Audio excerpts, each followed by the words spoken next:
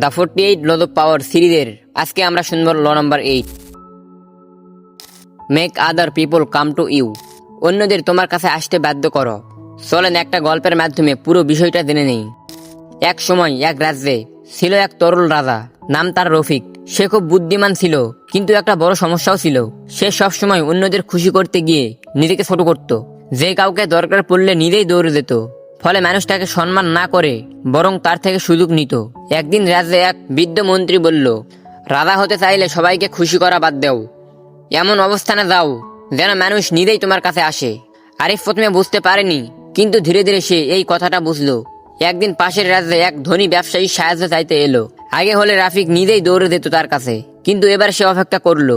সে তার দরবারকে এমন ভাবে সাজালো, নিজেকে এমন ভাবে শক্ত অবস্থানে রাখলো যেন সবাই বোঝে এমন রাজা সহজে পাওয়া যায় না। কয়েকদিন পর সেই ব্যবসায়ী নিজেই লজ্জা নিয়ে এলো আর বলল, রাজা মহাশয়, আপনার সাথে দেখা করার সুযোগ দেন। এখন পরিস্থিতি বদলে গেল। আরিফ সত্যি দিল, নিজের লাভ নিশ্চিত করলো এবং রাজ্যের উপকার করলো। ল নাম্বার 8 বলে, নিজে দৌড়াবে না, এমন অবস্থানে যাও যেন মানুষ তোমার কাছে আসে।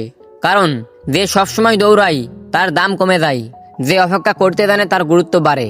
বাস্তব জীবনে এই লটি কিভাবে কাজে লাগে চলেন একটু দেখে নেই।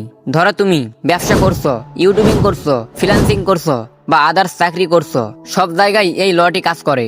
সবসময় মেসেজ দিবে, সবসময় অনুরোধ করবে, সবসময় ফ্রি সার্ভিস চাবে, তাহলে মানুষ তোমাকে হালকা ভেবে নিবে। কিন্তু তুমি যদি নিজের স্কিলের পিছনে উন্নতি করো, নিজের কাজে মন বাড়াও, নিজেকে মূল্যবান বানাও, তাহলে মানুষ নিজেই তোমার কাছে আসবে।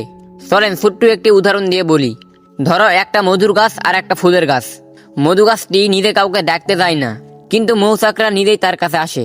তুমিও মধু গাছ হও, নিজেকে এত মূল্যবান বানাও যেন সুযোগ, মানুষ, টাকা সব তোমার কাছে নিজেই আসে। মনে রাখো, তুমি যখন নিজেকে ছোট করো, দুনিয়া তোমাকে ছোট করে দেখে, কিন্তু তুমি যখন নিজেকে মূল্যবান বানাও, দুনিয়া তখন তোমাকে দাম দিতে বাধ্য করে।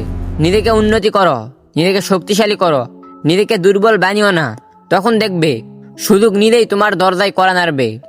যদি এই গল্প আর ল নাম্বার 8 থেকে কিছু শিখে থাকো, তাহলে ভিডিওটাতে লাইক দাও, চ্যানেলটা অবশ্যই সাবস্ক্রাইব করো আর কমেন্টে লিখো, আমি নিজেকে মূল্যবান বানাবো। কারণ মনে রাখো, যে নিজেকে মূল্যবান বানাই, দুনিয়া তাকে খুঁজে বেড়াই। আজকের জন্য ধন্যবাদ। অন্য কোনো ভিডিওতে আবার দেখা হবে।